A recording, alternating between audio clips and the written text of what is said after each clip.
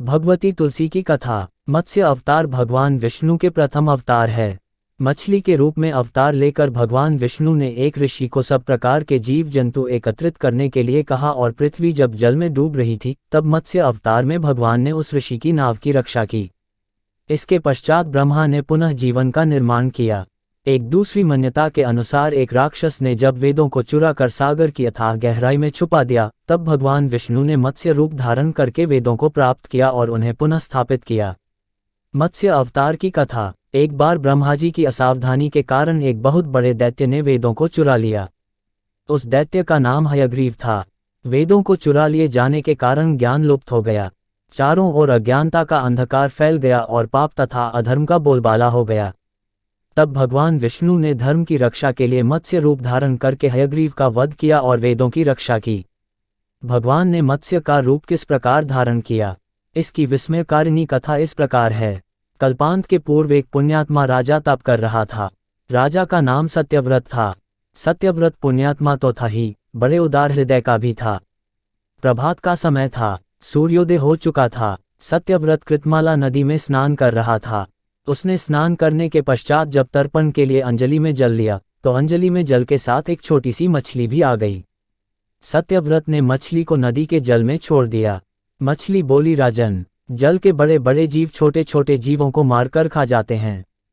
अवश्य कोई बड़ा जीव मुझे भी मारकर खा जाएगा। कृपा करके मेरे प्राणों की रक्षा कीजिए।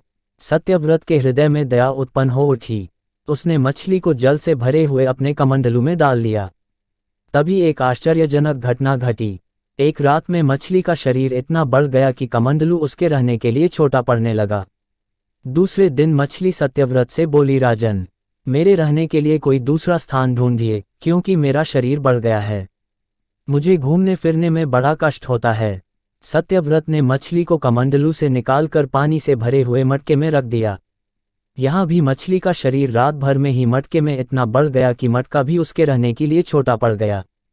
दूसरे दिन मछली पुनः सत्यव्रत से बोली, राजन, मेरे रहने के लिए कहीं और प्रबंध कीजिए, क्योंकि मटका भी मेरे रहने के लिए छोटा पड़ रहा है। तब सत्यव्रत ने मछली को निकालकर एक सरोवर में डाल किया, किंतु सरोवर भी मछली के लिए छोटा पड़ गया।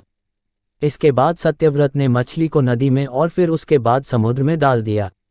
आश्चर्य! समुद्र में भी मछली का शरीर इतना अधिक बढ़ गया कि मछली के रहने के लिए वह छोटा पड़ गया। अतः मछली पुनः सत्यव्रत से बोली, राजन, ये समुद्र भी मेरे रहने के लिए उपयुक्त नहीं है। मेरे रहने की व्यवस्था कहीं और कीजिए। अब सत्यव्रत विस्मित हो उठा। उसने आज तक ऐसी मछली कभी नहीं देखी थी। वह विस्मय भरे स्वर में बोला, मेरी बुद्धि को विस्मय के सागर में डुबो देने वाले आप कौन हैं? मत्स्य रूपधारी श्रीहरि ने उत्तर दिया, राजन, हयग्रीव नामक दैत्य ने वेदों को चुरा लिया है। जगत में चारों ओर अज्ञान और अधर्म का अंधकार फैला हुआ है। मैंने हयग्रीव को मारने के लिए ही मत्स्य का रूप धारण किया है। आज से 7वें दिन पृथ्वी प्रलय के चक्र में फिर जाएगी। समुद्र उमड़ उठेगा, भयानक वृष्टि होगी, सारी पृथ्वी पानी में डूब जाएगी। जल के अतिरिक्त कहीं कुछ भी दृष्टिगोचर नहीं होगा। आपके पास एक नाव पहुंचेगी। आप सभी अनाजों और औषधियों के बीजों को लेकर सप्त ऋषियों के साथ नाव पर बैठ जाएगा। मैं उसी समय आपको पुनः दिखाई पड़ूंगा और आपको आत्मतत्व का ज्ञान प्रदान करूंगा। सत्यव्रत उसी दिन से हरि का स्मरण करते हुए प्रलय की प्रतीक्षा करने लगे। 7वें दिन प्रलय का दृश्य उपस्थित हो उठा। समुद्र भी उमड़कर अपनी सीमाओं से बाहर बहने लगा।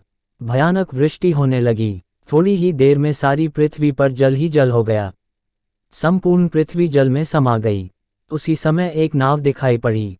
सत्यव्रत सप्त ऋषियों के साथ उस नाव पर बैठ गए। उन्होंने नाव के ऊपर संपूर्ण अनाजों और औषधियों के बीज भी भर लिए। नाव प्रलय के सागर में तैरने लगी। प्रलय के उस सागर में उस नाव के अतिरिक्त कहीं भी कुछ भी नहीं दिखाई दे रहा था। सहसा मत्स्य रूपी भगवान प्रलय के सागर में दिखाए पड़े। सत्यव्रत और सप्त ऋषि गण मत्स्य रूपी भगवान की प्रार्थना करने लगे। भगवान से आत्मज्ञान पाकर सत्यव्रत का जीवन धन्य हो उठा। वे जीते जी ही जीवन मुक्त हो गए।